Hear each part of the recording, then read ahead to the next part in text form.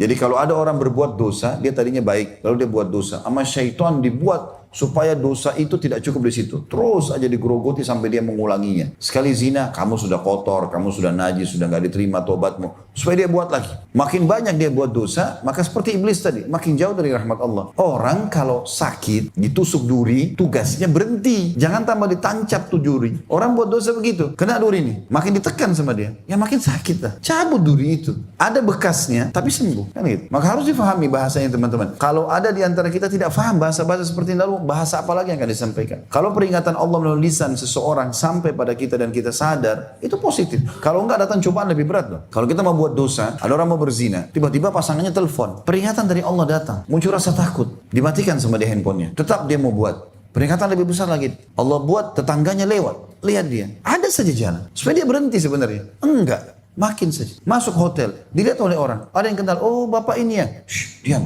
Ya.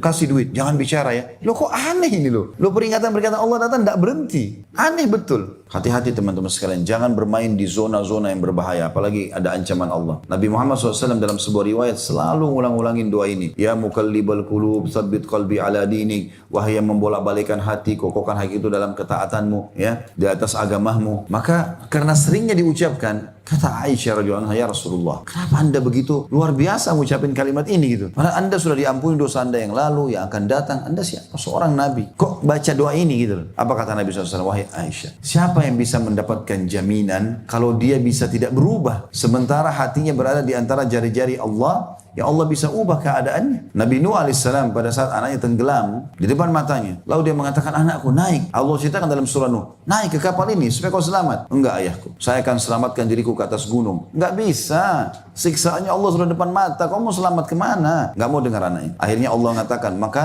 terhalangilah di antara keduanya dengan ombak dan tenggelamlah anaknya. Nabi Nuh alaihissalam niatnya baik. Ya Allah, anak itu bagian dari keluargaku dan janjimu benar, artinya pasti akan dihukum gitu. Maksudnya Nabi Nuh AS masih berharap anaknya dikembalikan oleh Allah SWT. Maka Allah mengatakan, sudah bukan anakmu lagi hai Nuh, perbuatan dia peringatan sampai ratusan tahun kau dakwahi dia. Nabi Nuh AS berdakwah di kaumnya 950 tahun dan itu satu generasi. Ratusan tahun kau nasihati dia tidak mau dengar, maka sudah selesai, bukan keluargamu. Dan hati-hati hai Nuh, kata Allah, inni u'iduka an takuna minal jahilin, karena aku tidak ingin kau termasuk orang-orang yang bodoh hai Nuh. Jangan kau nggak paham ini, anakmu itu nggak ada andilmu loh di situ. Spermamu aku yang ciptakan, bentuk anak itu aku yang ciptakan, jumlah helai rambutnya aku yang tentukan, warna kulitnya, matanya, segala macam, bukan kamu. Kamu nggak punya apa-apa di situ Nuh. Jangan kau bodoh nih, jangan kau bantah keputusanku. Dikatakan dalam sebuah riwayat Nabi Nuh alaihissalam tidak berani angkat kepalanya ke langit 40 tahun gara-gara kalimat itu. Jangan sampai dikira orang bodoh. Kalau berdoa tunduk kepada Allah, nggak berani angkat kepala ke langit. Begitu orang-orang soleh teman-teman sekalian. Bukan malah orang sengaja nantang terus dari maksiat ke maksiat. Allah berikan kita kejenuhan, Allah berikan kita penyesalan, Allah berikan kita rasa takut, sumpah, supaya berhenti. Bukan tambah jerumuskan diri. Ribut rumah tangga, malah ke diskotik, malah maksiat, malah berzina. Na'udzubillah minasyaitonirrajim. Kenapa ini teman-teman? Kenapa nggak kembali kepada jalan Allah? Wudu, taubat, sujud, nangis kepada Allah. Umur kita terbatas. Nyesal loh nanti ini. Bapak Ibu sekalian hati-hati, nyesal di akhirat. Ingat kata-kata saya. Kapan Bapak Ibu tidak maksimalkan umurnya dengan ketaatan, menyesal. Berharap nanti kembali dari dunia ke dunia, berharap sujud sekali saja. Sujud sekali baru meninggal karena butuhnya dengan setengah pahala. Ngapain disia-siakan waktu? Sujud, sholat, ibadah. Gak ada waktu lagi. Yang lalu-lalu berlalu sudahlah salah. Allah Subhanahu wa taala gerakkan Bapak Ibu hari ini datang di majelis ini. Saya pun digerakkan oleh Allah untuk mengucapkan kalimat ini untuk menjadi peringatan buat kita. Saya nggak pernah susun kata-kata ini loh. Allah Subhanahu wa taala sampaikan. Beruntunglah orang yang tersentuh hatinya mengambil sebagai pelajaran. Jangan bodoh ini teman-teman sekalian. Maaf, saya tidak singgung siapapun karena banyak orang yang bodoh dalam keadaan dia. Sampai peringatan diengahkan. Sudahlah. Ini sudahlah, kecelakaan loh ini. Kehancuran teman-teman. Jangan. Oh iya, ini peringatan. Jadi pelajaran. Gitu loh. Jadi kalau datang peringatan-peringatan Allah, jangan tambah buat maksiat. Taubat, kembali ke jalan Allah. Taubat kepada Allah. Kuncinya itu sebenarnya. Imam Abu Hanifah rahimahullah punya kisah unik. Beliau seorang ulama besar. Saking pintarnya dia dan solehnya, sampai diberikan julukan Imam Al-A'zam. Ulama yang paling agung waktu itu di Irak. Luar biasa gitu. Apa saja ditanya, hukum dijawab sama dia. Padahal Imam Abu Hanifah ini belajar agama di umur 35 tahun ke atas. Tapi serius betul belajar sampai sampai menjadi ulama besar, ulama madhab. Ulama madhab ini harus hafal minimal 500.000 hadis. Ya. Subhanallah, dia lagi jalan satu waktu, ada satu anak lewat di dekatnya beliau, pakai sendal kayu. Sendal kayu kan biasa agak berat dan bunyi-bunyi. Ya biasa ditaruh di tempat-tempat kamar mandi supaya air tidak ya mercik kemana-mana. Biasanya seperti itulah. Dia pakai sendal kayu itu. Anak ini jalan, Imam Hanifah baik niatnya. Nah, hati-hati dengan sendalmu itu, jangan sampai kau kepleset. Niatnya baik, nasihati. Maka kata anak tersebut, jazakallahu khairan, semoga Allah balas anda dengan kebaikan. Anak ini masih kecil. Dalam kisah ini dikatakan anak ini masih 9 tahun, 10 tahun, belum balik. Lalu kemudian anak itu mengatakan, siapa anda ini paman? Dia bilang, saya Abu Hanifah, julukannya beliau. Oh, anda yang diberikan julukan Al-Imamul A'zam ya, imam yang agung. Kata Abu Hanifah dengan merendah, itu manusia, orang-orang memberikan, masyarakat berikan julukan kepada saya. Tapi bukan saya minta. Kata dia, wahai imam, kalau sendal saya yang membuat saya tergelincir, jatuh, saya hanya luka di dunia. Kata anak kecil itu, 9 tahun. Maka saya cuma sakit di dunia, dan setelah beberapa saat saya akan sembuh. Tapi hati-hati dengan kedudukan anda, wahai imam. Jangan sampai anda tergelincir dengan kedudukan anda itu. Maka anda akan celaka di dunia, celaka di akhirat. Abu Hanifah seorang ulama besar, anak kecil ngomong gitu. Apa yang dia lakukan? Apakah dia mengatakan, kok anak kecil nggak ngerti? Hah? Seperti sebagian orang di antara kita kadang-kadang diingatkan oleh anaknya, ngerti apa kamu? Dengan sombong. Abu Hanifah nangis teman-teman sekalian. Menangis terisak-isak sambil memeluk anak tersebut. Dan dia bersyukur kepada Allah karena Allah sampaikan peringatan melalui lisan anak kecil. Supaya tambah sadar, tambah tawadhu. Begitu loh. Bukankah dosa yang menyebabkan terangkatnya desa kaum Lut sampai-sampai para malaikat mendengar lolongan anjing mereka? Ya, wilayah kaum Nabi Lut ini ada di pesisir Laut Mati sekarang ya. Itu ada 9 desa yang didakwai Nabi Lut alaihissalam, homoseksual semua. Nasihatin nggak mau dengar. Sampai akhirnya mereka menantang Nabi Lut, datangkan siksa Tuhan wahai Lut. Kami nggak mau dengar. Dan saking parahnya mereka sampai-sampai mereka bisa melakukan homoseksual sementara nunggu orderan makanannya di restoran mereka. Maka Allah SWT cabut negeri itu, diangkat 9 negeri itu, 9 desa itu diangkat dan terdengar gonggongan anjing mereka. Satu negeri lihat negeri yang sebelahnya, itu lagi diangkat semuanya. Mereka teriak-teriak histeri tapi nggak bisa dibalik sama Allah. Masih ada peninggalannya sekarang di Laut Mati. Di Laut Mati datang penelitian ada gunung-gunung terbalik, bagian atasnya di bawah. Masih ada penelitian, cuma para ilmuwan datang, oh ini pernah terbalik, oh pernah begini. Tapi nggak ambil pelajaran. Masih aja orang ada lakukan homoseksual, masih minta supaya diberikan peraturan-peraturan. Masih nantang, buktinya nggak ada yang nggak disiksa kok orang di Indonesia. Kok aneh benar. Kalau kamu mau pergi aja ke pulau sendiri, biar kau dihantam sama Allah di sana. Jangan bawa kita, gitu kan? Nah kita sudah tahu nggak mungkin kalau datang azabnya bahaya. Masa nunggu disiksa dulu? Masa nunggu di PHK dulu baru mau baik? Kan nggak mungkin. Kata beliau, bukankah dosa yang menyebabkan terkirimnya suara? Maaf, saya ulangi. Bukankah dosa yang menyebabkan terkirimnya suara menggelegar kepada kaum Tsamud hingga memotong jantung-jantung dalam rongga tubuh mereka sampai akhirnya semua binasa? Bukankah dosa yang menyebabkan terangkatnya desa kaum Lut sampai-sampai para malaikat sempat mendengar lolongan anjing mereka? Semuanya binasa, anjingnya, hewan-hewannya semuanya. Kemudian desa itu dibalik bersama penduduknya, atasnya menjadi bawah hingga membinasakan semuanya. Belum lagi dengan lemparan batu-batu dari langit yang menghujani kaum Lut alaihissalam tersebut. Sejumlah hukuman dijatuhkan secara serentak kepada mereka yang belum pernah dijatuhkan kepada umat lainnya. Orang-orang yang serupa dengan mereka juga akan mendapat ganjaran yang seperti itu. Yang melakukan sama-sama akan sama. Sungguh, tidaklah hal itu jauh dari orang-orang zalim. Dalam Al-Quran ada semua ceritanya ini. Ya, termasuk penduduk negeri Madian yang dipimpin oleh Nabi Syuaib alaihissalam. Diingat kalau Nabi-Nabi Allah tidak mau dengar. Bukankah dosa yang menyebabkan Fir'aun dan kaumnya tenggelam dalam lautan? Arwah mereka lalu dipindahkan ke neraka Jahannam. Sehingga jasad-jasad mereka tenggelam ke laut. Sedangkan ruh-ruh mereka terbakar di neraka. Saya subhanallah masuk ke museum tempat muminya Fir'aun itu. Yang dianggap Ramsis sekian yang hidup sama Nabi Musa alaihissalam. Itu kalau kita ukur tinggi badannya tidak jauh dari kita. Apa yang dia sombongkan selama ini? Allah kekalkan jasadnya. Sampai ada jemaah saya bilang, Ustaz ini Fir'aun itu. Saya bilang iya ini dia. Sekarang cuma tinggal mumi, tulangnya, dagingnya semua mengerucut. Bas jadi kenangan agar manusia lihat. Ada orang cuma bilang, oh ini ya muminya, pergi. Gak ambil pelajaran. Loh ini loh Allah binasakan ngaku Tuhan dulu. Ujung-ujungnya habis. Di dalam museum itu ada banyak peti-peti kematian, singgasananya. Cuma jadi kenangan. Oh ini dulu singgasananya. Oh itu dulu tongkatnya. Oh itu dulu tempat duduknya. Oh ini ranjangnya. Oh ini dulu tempat perhiasan istrinya. Kenapa kok cuma cerita ya?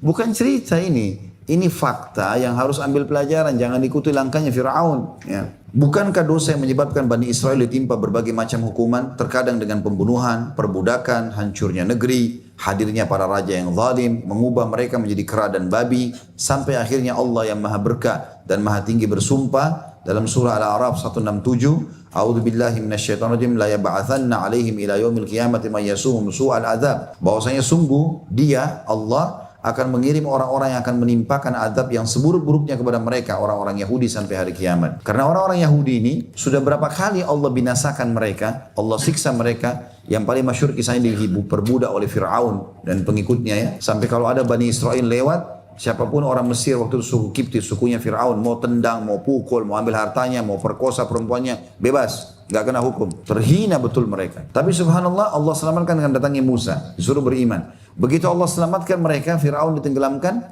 baru nyebrang Laut Merah, sudah langsung protes. Baru selamat. Ada di situ orang lagi sembah berhala.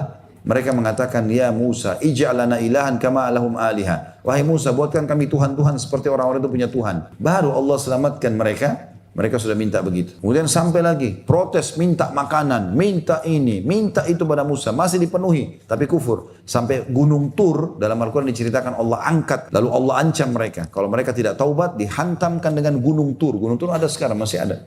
Ya.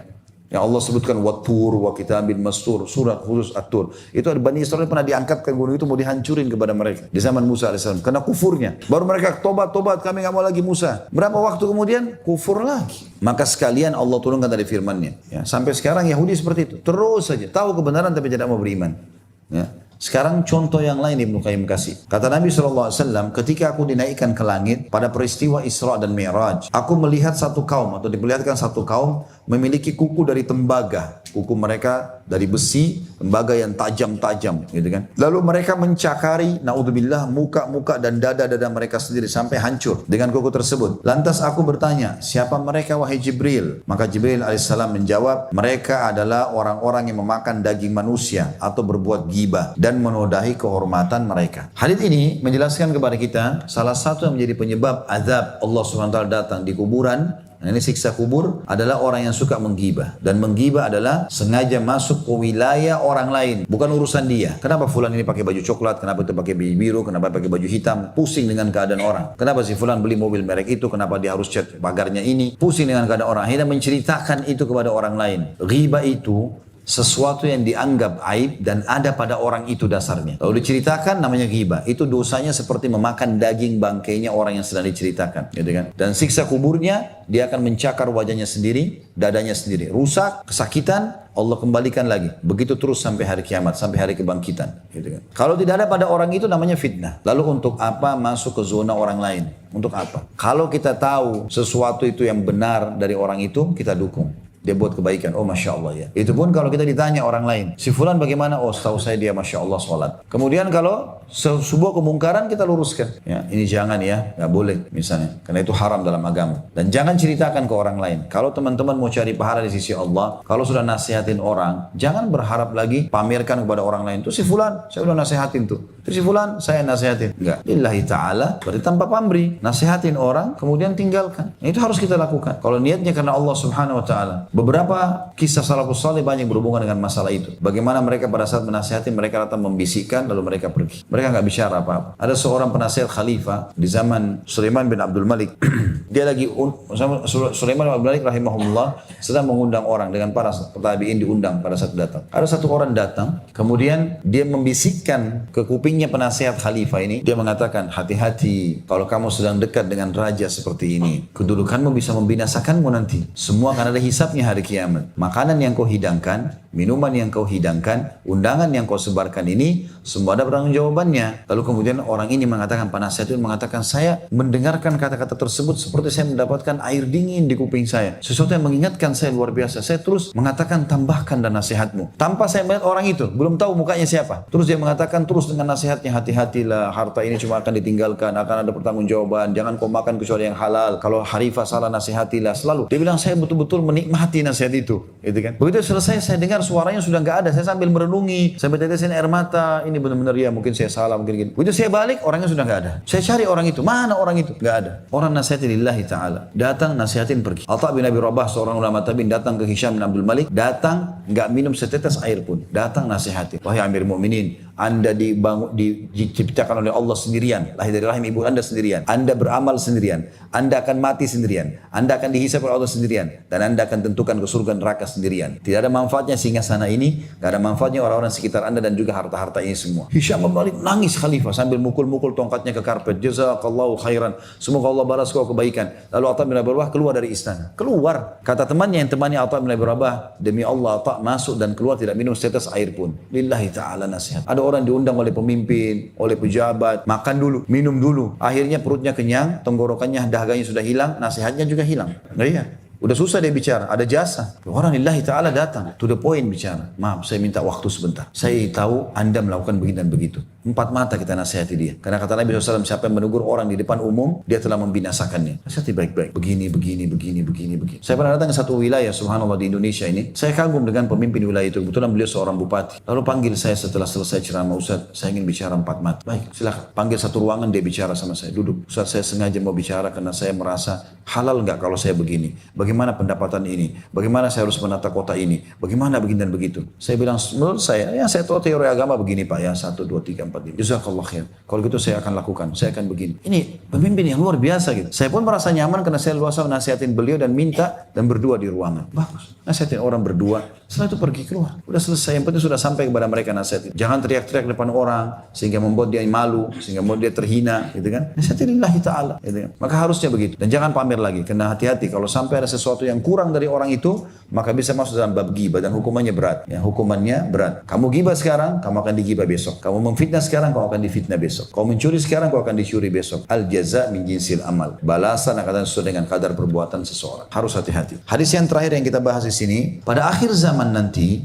kata Nabi SAW, akan muncul satu kaum yang mencari dunia dengan agama. Jadi ini peringatan buat kita di zaman sekarang, sudah zaman akhir zaman. Akan muncul satu kaum yang mencari dunia dengan agama. Mereka memakai kulit domba lantaran kelembutannya untuk menyombongkan diri di depan manusia. Tutur kata mereka lebih manis daripada gula, tapi hati mereka hati serigala. Allah berfirman, apakah mereka akan menipuku? Apakah mereka berani mengecohkanku? Aku bersumpah dengan diriku bahwa aku benar-benar akan mendatangkan bersama mereka satu fitnah yang membiarkan orang yang memiliki sifat sabar dan lemah lembut berada dalam kebingungan. Artinya Allah Subhanahu wa taala di sini mengancam orang-orang yang menjual agama ini demi untuk mendapatkan dunia, ya. Apa saja sifatnya? Dalam arti kata di sini dia betul-betul berkedok dengan kemasan dunia itu. Ada orang banyak begitu. Kita lihat di pengajian, penampilannya luar biasa, tapi kalau kita temukan menipu sana, menipu sini, buat data palsu, masih begini dan begitu, ya. Bahkan saya temukan ada informasi dari beberapa teman-teman ustaz, itu ada orang yang di pengajian belum suami istri tapi penampilannya sudah sangat luar biasa saleh dan salihahnya, lalu mengumpulkan sumbangan, lalu kemudian mereka menggunakan untuk kebutuhan pribadi mereka, dan sekian banyak hal-hal yang berhubungan dengan masalah ini. Maka akan muncul nanti itu di akhir zaman, tapi Allah Subhanahu wa taala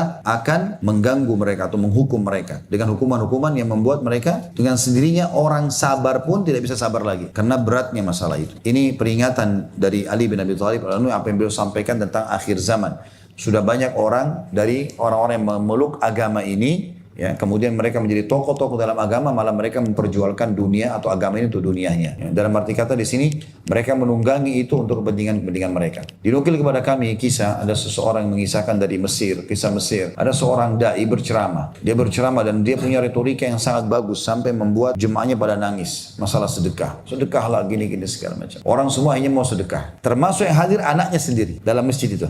Anaknya nangis-nangis juga dengar ceramah ayahnya. Begitu ayahnya pulang, dia bilang pulang di rumah, anaknya lagi ngumpulin bajunya, segala macam mau sedekah karena motivasi dari ayahnya. Lalu dia tanya, ayahnya tanya, yang penceramahnya bilang, mau apa ini anak? Dia bilang, saya mau sedekah. Tadi kan ayah ceramah tentang sedekah. Dia bilang, enggak, itu untuk mereka bukan buat kita. Artinya itu saya nasihatin orang-orang, kamu enggak usah ikut-ikutan.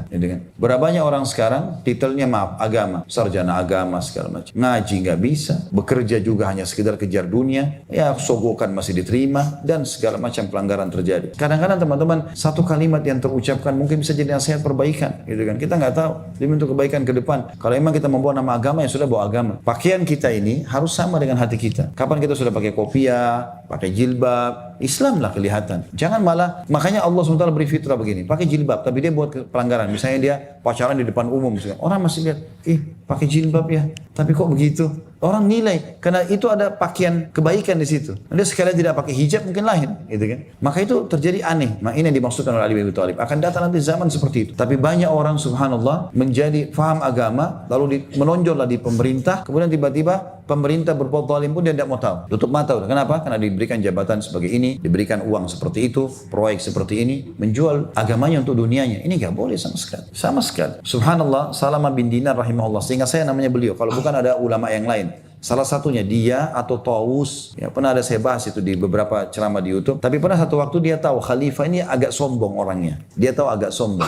Dia mau nasihati. Gimana caranya nasihati khalifah ini? Orang-orang semua pada datang menghormati, segan kalau mau bicara. Dikasih uang jadi diam, gitu kan? Dia ulama Rabbani, dia memang ulama yang mau berikan nasihat yang baik, memperbaiki baik pemimpin baik semua berarti yang lainnya. Maka subhanallah, khalifah lagi ada di kemahnya mewah gitu, terus pakai karpet, orang semua masuk pakai sepatunya gitu. Biasalah kayak kita masuk di istana presiden atau raja masuk. Maka orang-orang juga kalau panggil, wahai Amir Mukminin, gitu kan, dipanggil lah gitu. Terus disebutkanlah julukan-julukannya, wahai Abu Fulan, semoga Allah panjangkan umur anda, puji-puji pemimpinnya. Orang ini subhanallah masuk, dia sengaja nih, dia masuk, dia buka sendalnya. Dia buka sepatunya. Orang semua pakai sepatu, dia tidak. Tapi dia ulama ini. Ada sesuatu yang dia inginkan. Ada pesan yang dia ingin sampaikan. Maka khalifah sudah mulai terganggu ini. Kok misalnya kita punya tamu, orang pada datang, semua pakai sepatu, yang satu pegang. Nggak mau pakai sepatunya. Terus semua orang bilang, wahai Amir Mukminin Abu Fulan. Dipuji-puji lah. Semoga Allah. Dia enggak. Dia sebutkan namanya khalifah itu. Wahai Fulan, Assalamualaikum. Disebut namanya. Dia nggak bilang Amir Mukminin, dia nggak kasih julukan gitu kan. Maka akhirnya khalifah tanya dia. Saya mau tanya, semua orang masuk ke dalam majlis pakai sepatu. Kenapa kau buka sepatunya? Semua orang panggil saya dengan julukan. Kenapa kau panggil nama saya? Maka dia mau kasih nasihat. Karena dia tahu khalifah ada kesombongannya, dia ingin nasihat. Dia bilang apa? Dia bilang, saya masuk wahai Amir Mukminin sehari 5 kali